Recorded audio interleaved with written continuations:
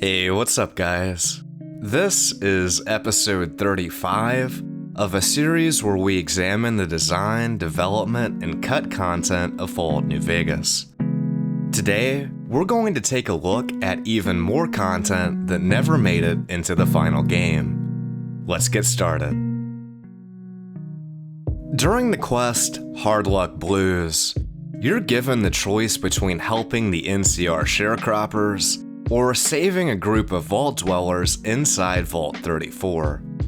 After rescuing the vault dwellers and speaking to their leader Horowitz, you can ask for a vault trinket as a reward. However, after choosing this option, he gives the player nothing.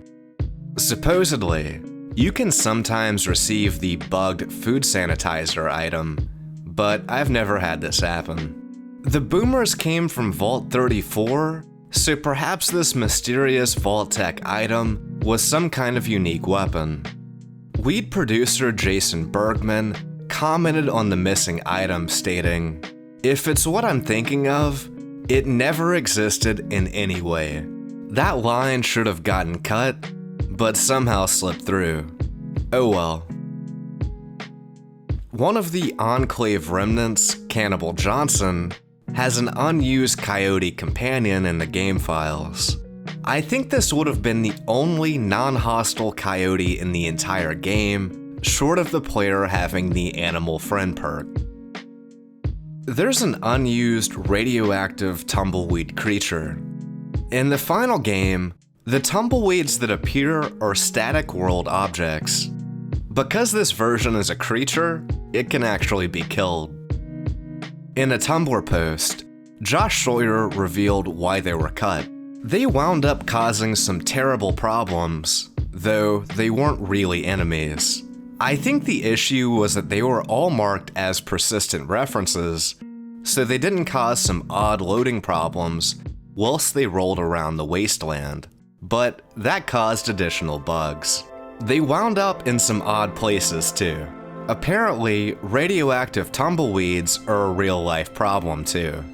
They will absorb a surprisingly large amount of radiation and then just roll all over the place.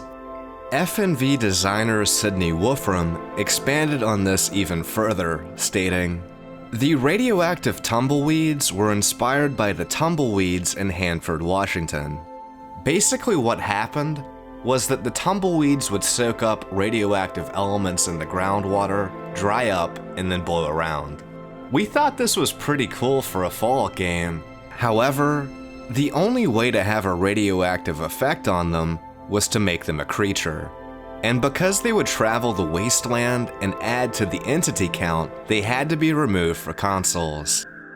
We left Tumbly the Tumbleweed in, we just didn't have the heart to delete him." There's an incomplete script called VChip History. It tracks the player giving the Platinum Chip to one of four factions: Mr. House, the Legion, NCR, or the Followers of the Apocalypse. The quest script then tracks the player stealing the Platinum Chip back and giving it to one of the other factions. Intrigued, I asked Josh Sawyer if the main quest was meant to be more ambitious. The main plot did revolve around the Platinum Chip floating around for a while.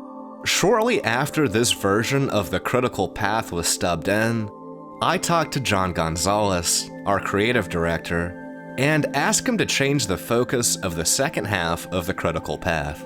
I was concerned that it was too fullsy and didn't focus enough on the factions and their interest in the war. He redesigned the second half of the critical path to faction interactions and motivations. Clearly, these changes to the main quest were the right decision, but they provide a fascinating insight into how the game might have been different. Perhaps the most interesting aspect of this is that the followers could possess the chip, suggesting they were a major faction at this point of development. In a Formspring post, Josh Sawyer revealed that Whedon Explorers were originally supposed to have armor with integrated binocular holders on the chest. This would have been a great visual detail to their armor, while being genuinely useful, assuming you had access to them whenever you wore it. I talked about this a while back, but Whedon Explorers were also meant to buff their allies. Their aura inspired nearby Legion soldiers, giving them +2 perception in combat. These otherwise generic NPCs would have made fighting against the Legion more engaging.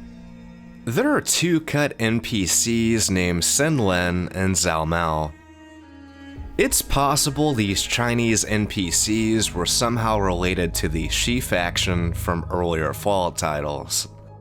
Sinlin has 2 player dialogue topics: have eggs and no eggs.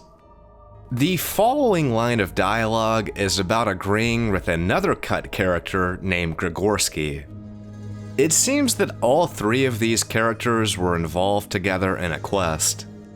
Unfortunately, there's nothing else left to speculate on. There's an unused variation of Nightken called Rehab Nightken. During the quest, Guess Who I Saw Today, the courier works with Doc Henry to cure the Nightken of their Stealth Boy-induced schizophrenia.